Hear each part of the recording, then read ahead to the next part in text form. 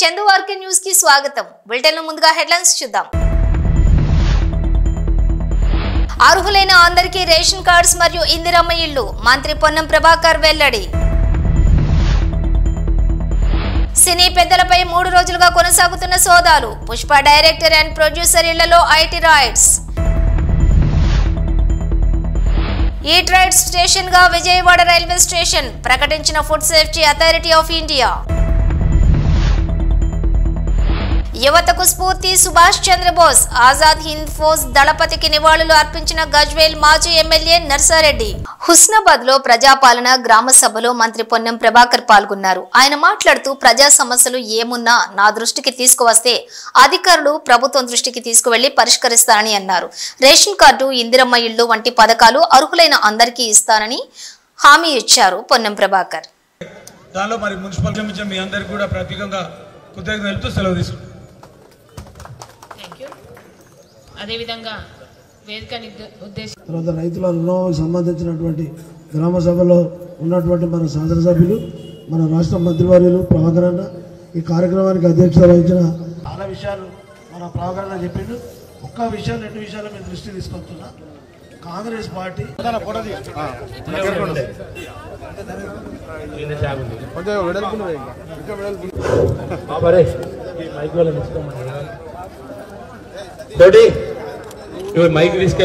వాళ్ళు తప్పిపోతే దయచేసి ప్రభుత్వ అధికారి దృష్టికి కానీ లేదా ఎన్నికల వరకే రాజకీయాలు కాబట్టి ఎన్నికల తర్వాత శాసనసభ్యుడిగా నా దృష్టికి తెచ్చిన ఈ చెప్పిన అంశాలన్నింటికి సంబంధించి పరిష్కారం చేసే బాధ్యత, దానికి సంబంధించి అటువంటి అర్హులనే వాళ్ళందరికీ ఆ పథకాన్ని ఇప్పించే బాధ్యత నాది, ఈ ప్రభుత్వంది. అందుకు నేను స్థానిక శాసనసభ్యుడిగా బాధ్యత నాది అనేది స్పష్టంగా మా నాయకత్వానికి, ప్రజలకు కూడా మీడియా ద్వారా ఈ సందర్భంగా తెలియజేస్తా ఉన్నా. దయచేసి ఆందోళన అవసరం లే, నిలదీశాలి, గొడవాడే అవసరం లే. ఎవరైనా నేనేమంటున్నా, రాజకీయ పార్టీకి ఒకవేళ చెప్పడం ఇబ్బంది అయితే అధికారికి చెప్పండి. నేను అధికారులను కోరుతా ఉన్నా, ఎవరు పార్టీకి సంబంధం లే, వాళ్లకు న్యాయంగా ఇది కావాలని అడుగుతా ఉన్నారు, అర్హత ఉన్నదంటే కాగితం తీసుకొని దాన్ని పరిశీలించండి. నేను మంత్రిగా ఒకరికి రేషన్ కార్డు ఇవ్వడమో లేదా ఇందిరమ్మలు ఇవ్వడమో అంటూ ఉండదు. నేను ఎవరికి రేషన్ కార్డు ఆపడమో ఇందిరమ్మలు ఆపడమో కూడా ఉండదు. న్యాయపరంగా ప్రజల ముందర లిస్టు పెట్టి అర్హత గల వాళ్ళందరికీ ఇచ్చే కార్యక్రమం చేస్తా. కొద్దిగా సంఖ్య ఎక్కువ కావచ్చు, సంఖ్య ఎక్కువ శాంక్షన్ తీసుకొచ్చే ప్రయత్నం చేస్తా. తప్పకుండా ఆదర్శవంతంగా హుస్నాబాద్ నియోజకవర్గంలో అందరికీ, లబ్ధిదారులందరికీ న్యాయం జరిగే విధంగా మీ ప్రతినిధిగా గొంతెత్తి ప్రభుత్వంలో నాకు సంబంధించిన పరపతిని ఉపయోగించి అయినా కొంత ఎక్కువ తీసుకొచ్చి ఇస్తా. దయచేసి అర్థం చేసుకోమని చెప్పి కోరుతూ, ఎక్కడ ఆందోళన అవసరం లేదు. ఫస్ట్ మీరు కూడా కన్విన్స్ చేయాలి. మీరు కూడా కన్విన్స్ చేస్తే, మీరు ఫస్ట్ కన్విన్స్ కాకపోతే ఎక్కడన్నా మీకు నోటీస్ వస్తే మీరు నా నోటీస్కు తెచ్చినాక నేనేం చెప్తా అంటే, ఎప్పుడు కానీ సమాజంలో ఓల్డ్ సిస్టంలో సామధాన భేద దండ ముందు చెప్పండి. అదే వాళ్ళు చేస్తారు, మనం ఎందుకు చేయమని చెప్పండి. లేకపోతే మీకు ప్రజాస్వామికంగా ఎవరికైనా నిరసన చెప్పే హక్కు ఉంది.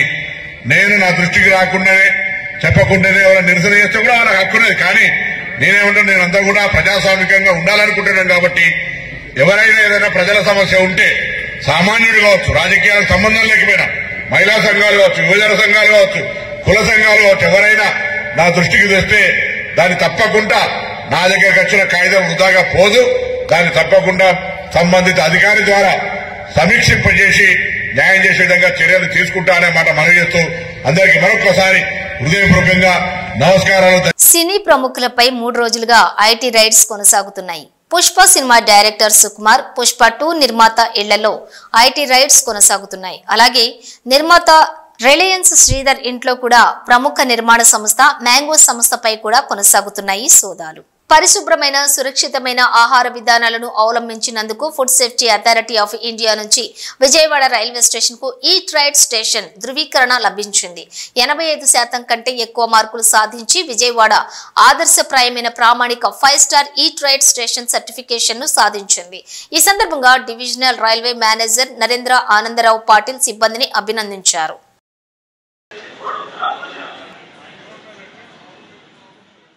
We are happy to announce that Vijayawada Railway Station bags the 5-star Eat Right station certification.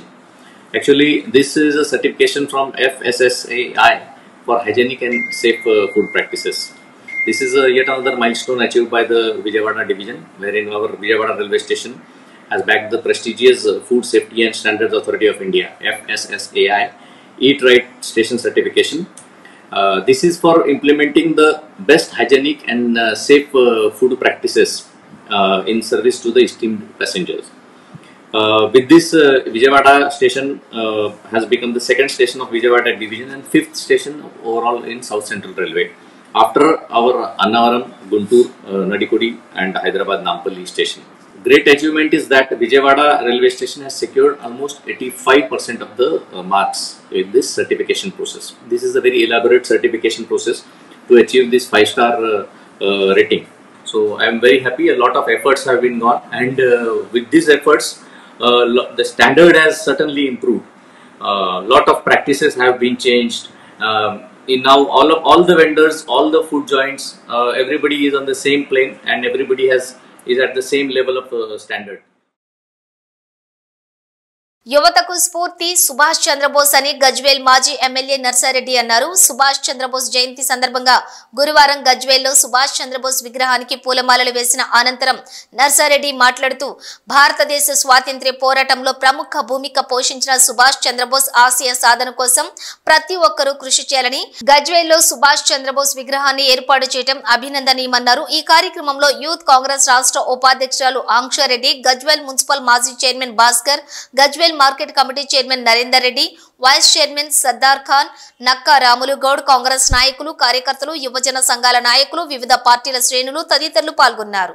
ఈరోజు 128వ జయంతి సందర్భంగా గజ్వేల్లో మొన్ననే కొత్తగా స్థాపించుకున్న మనం సుభాష్ చంద్రబోస్ గారి విగ్రహానికి నివాళులర్పించడము మా అదృష్టంగా భావిస్తూ, అదేవిధంగా ఈ విగ్రహానికి సహకరించిన ఇక్కడ యువకులందరికీ ప్రత్యేకంగా బాల్ కుమార్ బృందానికి అభినందిస్తూ, నిజంగా కూడా మనం అందరం కూడా ఈరోజు సుభాష్ చంద్రబోస్ గారి చూస్తేనే ఇక్కడున్న యువకులందరికీ కూడా ధైర్యం వచ్చే విధంగా ఆయన మాటలు ఉండే. ఎందుకంటే ఆ రోజు ప్రతి ఒక్క భారతీయ యువకులలో ధైర్యం నింపిన ఆ మహాశాలి. అటువంటి ధైర్యం ఉంటే మనం జీవితంలో ఏదైనా సాధించగలుగుతామని ప్రతి ఒక్కరికి ఆశలు కల్పించిన ఆ నాయకుడు. మరి అటువంటి బాటలో మనం అందరం కూడా నడిచి రేపు యువతనే భారతదేశం రూల్ చేసే విధంగా, ఎందుకంటే ఇవాళ కొందరు యువకులను చూస్తున్నాం, ఏదో మనం సాధించగలుగుతామా అని ఆశలు పెట్టుకొని జీవించాలి, కానీ ఆశలు చంపుకొని జీవిస్తారు కొందరు. మరి వాళ్ళందరికీ కూడా ఇవాళ సుభాష్ చంద్రబోసు ఒక స్ఫూర్తిగా తీసుకొని మనం అనుకుంటే ఏదైనా సాధించగలుగుతాము, యువకులు అనుకుంటే భారతదేశాన్ని ప్రపంచ దేశాల్లో మొదటి స్థానంలో ఉంచే విధంగా ఈరోజు యువకులు ఉంటారు. మరి ఆయన ఆశయాన్ని నెరవేర్చే విధంగా మన అందరం కూడా పోరాడాలి. అదేవిధంగా మనందరికీ ధైర్యం నింపి ఏ విధంగా అయితే మన భారతదేశాన్ని ముందరికి తీసుకొని పోయి అన్ని దేశాలతో పోరాడే విధంగా చేసినందుకు ఆయన ఎప్పుడు కూడా గుర్తుంచుకునే విధంగా ఆయన బాటల్లో మేమందరం కూడా నడుస్తామని మీ ద్వారా తెలియజేస్తున్నాం. మహారాష్ట్రలో ఘోర రైలు ప్రమాదం చోటు చేసుకుంది. ఈ ప్రమాదంలో 20 మందికి పైగా మృతి చెందినట్లు తెలుస్తోంది. మహారాష్ట్రలోని జలగావ్ జిల్లాలో పుష్పక్ ఎక్స్ప్రెస్ ట్రైన్ లో మంటలు చెలరేగడంతో ఒక్కసారిగా రైలు నుంచి ప్రయాణికులు దూకేయడంతో పక్క ట్రాక్ పై వెళ్తున్న మరో రైలు వారిపై నుంచి దూసుకెళ్లడంతో 20 మంది మరణించినట్లు సమాచారం. మృతుల సంఖ్య మరింత పెరిగే అవకాశం ఉన్నట్లు తెలుస్తోంది.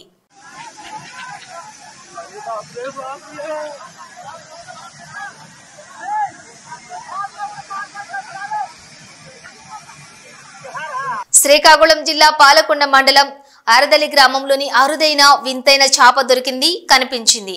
అరదలి చెరువులో చేపలు పడుతూ ఉండగా కుప్పిలి బద్ద అనే వ్యక్తికి ఈ చేప దొరికింది. ఇది మన జిల్లాలో ఎక్కడా కనిపించదు. నీరు లేకపోయినా జీవించగల చేప. గ్రామస్తులు డెవిల్ ఫిష్ గా దీనిని చెబుతున్నారు. దీనిని చూడటానికి చుట్టుపక్కల గ్రామాల నుండి ప్రజలు వస్తున్నారు.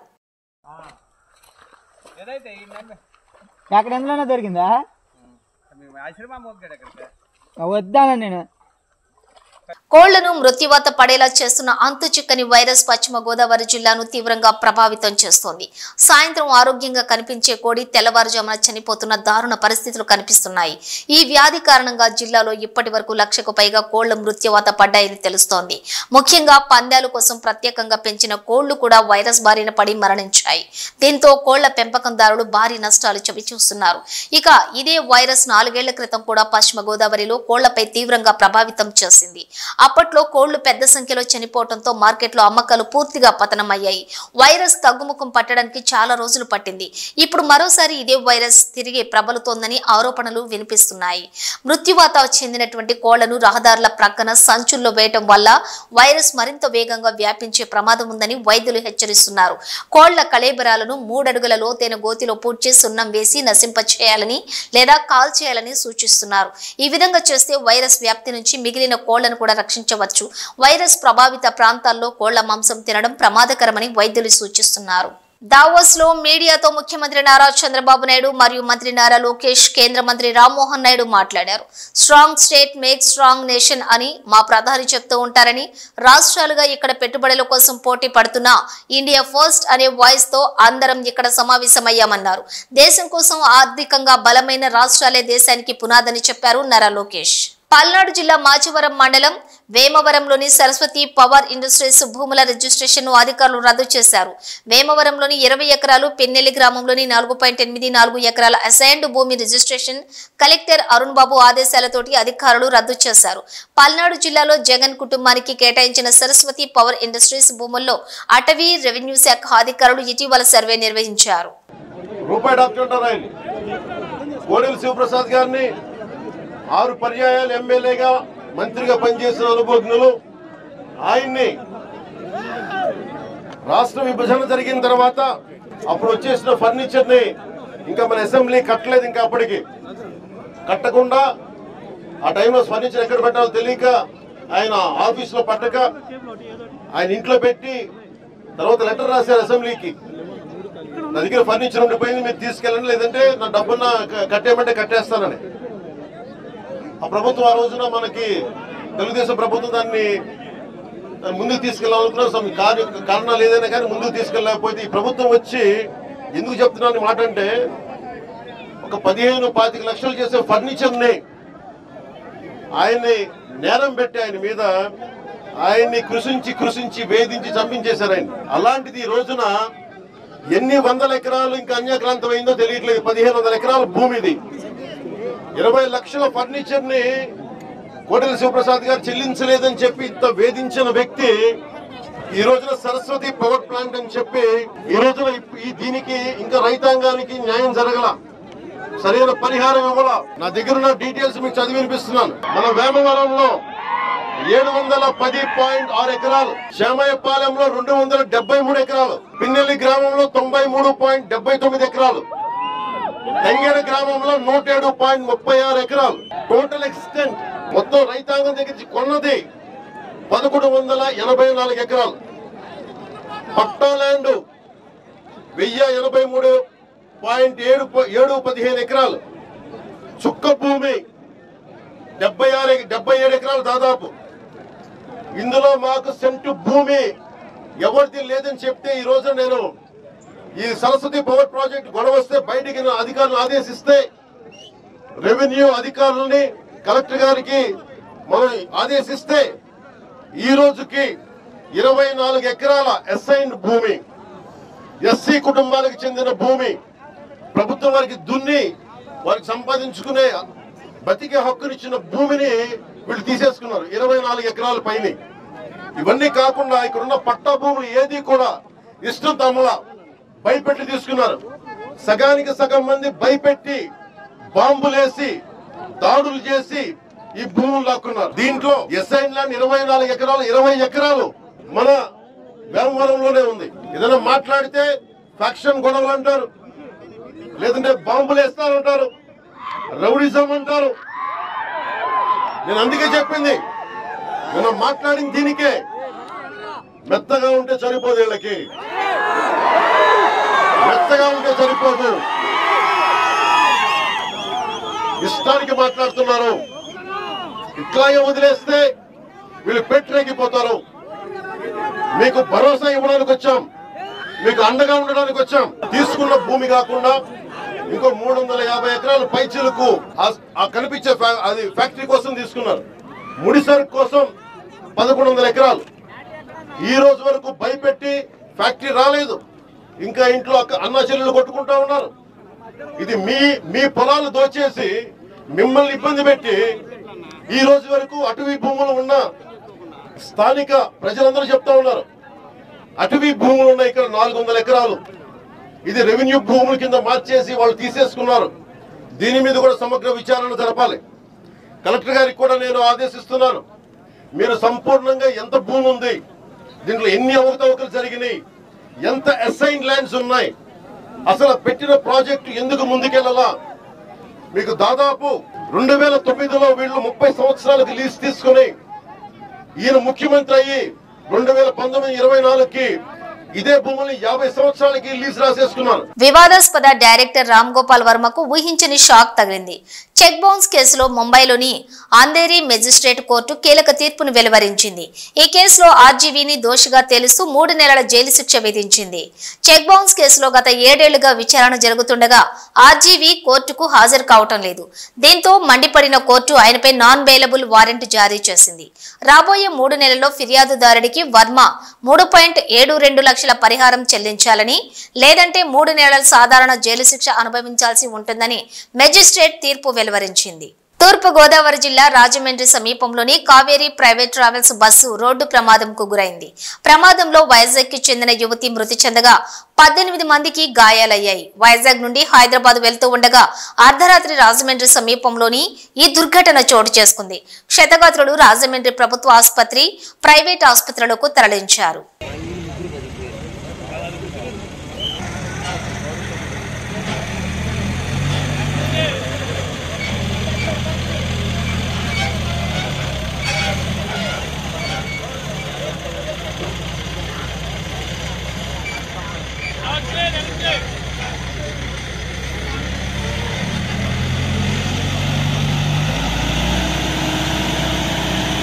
సిద్దిపేట జిల్లా మర్కోక్ మండలం గణేష్ పల్లిలోని గురువారం 128వ సుభాష్ చంద్రబోస్ జయంతి వేడుకలు గ్రామ తాజా మాజీ సర్పంచ్ మంజుల శ్రీరాములు అధ్యక్షతన నిర్వహించారు. స్థానిక సుభాష్ చంద్రబోస్ విగ్రహానికి పూలమాలలు వేసి జయంతి వేడుకల్లో పాల్గొన్న మాజీ జెడ్పీటీసీ మంగమ్మ రామచంద్రం, మాజీ వైస్ ఎంపీపీ మందా బాలరెడ్డి, మాజీ ఎంపీటీసీ గోలి నరేందర్, తీగుల్ మాజీ సర్పంచ్ భానుప్రకాష్ మాట్లాడుతూ అందరికీ సుభాష్ చంద్రబోస్ జయంతి శుభాకాంక్షలు తెలిపారు.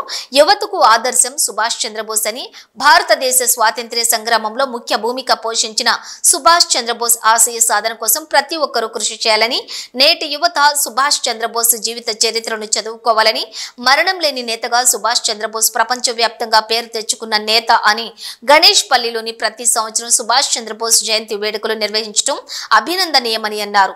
ఈ కార్యక్రమంలోని అంగడి కృష్ణపూర్ తాజా మాజీ సర్పంచ్ లక్ష్మీరాములు గౌడ్, గణేష్ పల్లి మాజీ ఉప సర్పంచ్ మహేష్, నాయకులు రామరాజు, అలాగే నాయకులు రామరాజు, గోవర్ధన్, నాగరాజు, యాదగిరి, కనకయ్య, గ్రామస్తులు తదితరులు పాల్గొన్నారు.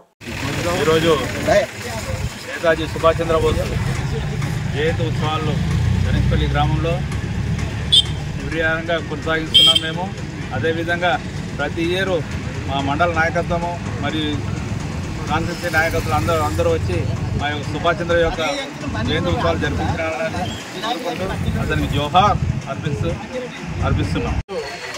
సుభాష్ చంద్రబోస్ 128వ జయంతి సందర్భంగా మా మర్కుక్ మండల గణేష్పల్లి గ్రామంలో ఇక్కడ నివాళులు అర్పించడం జరిగింది.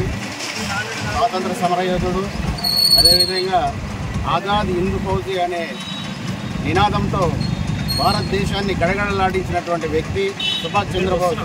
ఈనాటికి కూడా ఆయన అజరామరంగా ఉన్నాడని చెప్పి మన భారత ప్రజలందరూ ఆశిస్తున్నారు. ఈ రోజుల్లో భారతదేశ పరిస్థితి చిన్నాభిన్నంగా ఉన్నది కాబట్టి ఇలాంటి నాయకుడు ఇంకా మన భారతదేశం అవసరం ఉంది కాబట్టి ఆనాటి సుభాష్ చంద్రబోస్ మళ్ళీ ఉండాలని చెప్పి మేము మా పక్షాన కూడా మేము కోరుకుంటున్నాము. ఆయన నాయకత్వం విధంగా విరాజిల్లాలని చెప్పి మేమందరం కోరుకుంటూ ఇవాళ నివాళులు అర్పించడం జరిగింది. సుభాష్ చంద్రబోస్ 128వ జయంతి సందర్భంగా ఏర్పాటు చేసిన ఈ కార్యక్రమానికి చేసిన మన ఎంపీటీసీ, మా తాజా మాజీ ఎంపీటీసీ నరేంద్ర గారికి, తాజా మాజీ సర్పంచ్ రామకృష్ణ గారికి, తాజా మాజీ సర్పంచ్ రాములు గారికి, స్థానిక సర్పంచ్ తాజా మాజీ సర్పంచ్ శ్రీరాములు గారికి, మరి ఈ కార్యక్రమానికి చేసిన అందరి మిత్రులందరికీ పేరు పేరున ఉదయపూర్వక నమస్కారాలు. మన సుభాష్ చంద్రబోస్ బ్రిటిష్ వారితో పోరాటం చేసిన గొప్ప వ్యక్తి. మన స్వాతంత్రం కోసం గాంధీజీతో విభజించి అహింసా మార్గాన స్వాతంత్ర రామనాని తన సొంత సైన్యాన్ని ఏర్పాటు చేసుకొని బ్రిటిష్ వారిపై తిరుగుబాటు చేసిన గొప్ప వ్యక్తి. అలాంటి వ్యక్తి కోసం మనందరం పాటుపడాలి. అలాంటి వ్యక్తి ఆశయ సాధన కోసం మనందరం చేయాలి. అలాంటి గొప్ప నాయకుడు చిరస్మరణీయుడు. ఆయన ఇప్పటికీ కూడా మనందరం కూడా ఆయన అడుగుజాడలు. ఈరోజు గణేష్పల్లి గ్రామంలో సుభాష్ చంద్రబోస్ గారి 128వ జయంతి సందర్భంగా ఇక్కడ వచ్చిన నాయకులకందరికీ ప్రతి ఒక్కరికి నమస్కారాలు.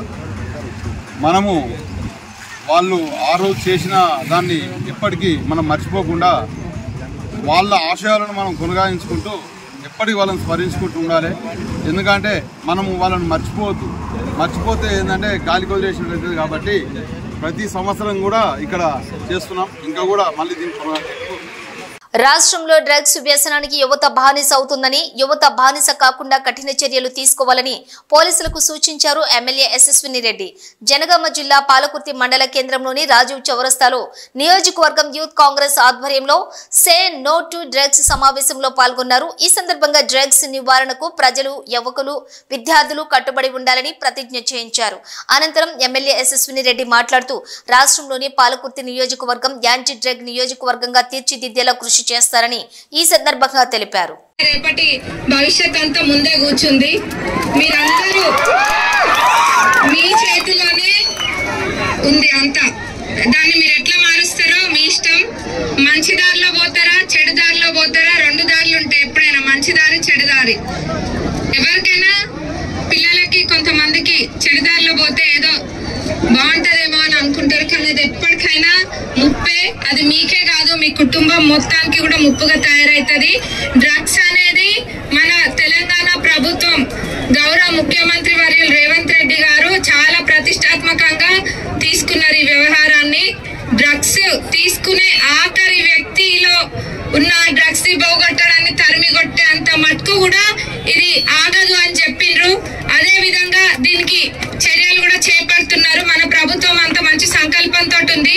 కానీ అది ప్రభుత్వం అనుకుంటే సరిపోదు. ప్రభుత్వం నుంచి ముఖ్యమంత్రి గారు ఏమేం చేయాలో ప్రతి ఒక్కరు చేస్తున్నారు.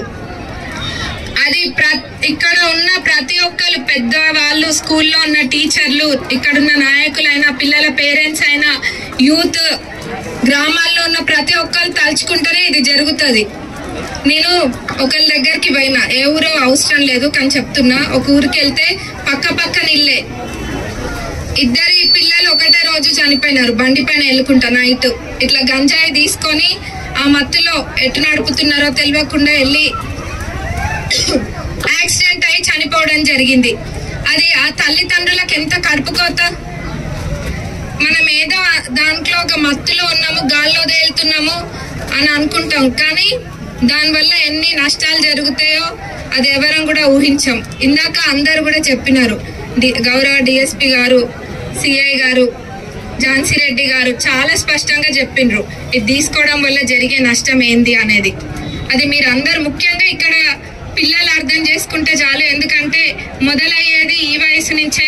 అట్లాంటి గాంజా ఒకటి, ఆల్ఫా జ్వరం అనేది కూడా కళ్ళలో మిక్స్ అయి ఉంటుంది. ఆ కళ్ళలో ఆల్ఫా జ్వరము కలిపి తాగడం వల్ల బాగా మనకు మత్తు వచ్చేసేసి మనం ఏం చేస్తున్నాము, మనం ఏ దేని మీద కాన్సన్ట్రేట్ చేస్తే అదే విధమైనటువంటి ఊహాలు ఉంటాయి మనకు. ఎందుకంటే గాల్లో తేలిపోయినట్టు మన ముందు ఎవరున్నారు, మన అక్క ఉండదా, చెల్లె ఉందా, తల్లిదండ్రులు ఉన్నారా, ఎవరున్నారా అనేది కూడా మనకు ఇంగిత జ్ఞానం కోల్పోయి ప్రవర్తిస్తూ ఉంటాం. కాబట్టి ఈ ఆల్ఫాజ్వాలం అనేది కూడా మీరు నోటీస్ వస్తే ఖచ్చితంగా మాకు ఇన్ఫర్మేషన్ ఇవ్వాలని ఈ సభాముఖంగా కోరుకుంటా ఉన్నాను. అదేవిధంగా నేచురల్ డ్రగ్స్ అంటే గాంజాయి, పాకెట్ ఇవన్నీ కూడా చెట్ల ద్వారా వస్తాయి. ఈ గాంజాయి అనేది మనకు ఈ భద్రాచలం అంటే ఏపీ నుండి వస్తుంది, ఆంధ్ర ఒరిస్సా బార్డర్ నుండి ఎక్కువ భాగం వస్తూ ఉంటుంది. మన రాష్ట్రము మన ప్రభుత్వం ఎంటైర్ ఇండియన్ ప్రభుత్వం కూడా ఈ యొక్క డ్రగ్స్ సాగు అనేది నిర్వహించడం జరిగింది. అయినా కూడా కొంతమంది చూస్తూనే ఉండండి. మరో బులెటిన్తో మళ్ళీ కలుద్దాం.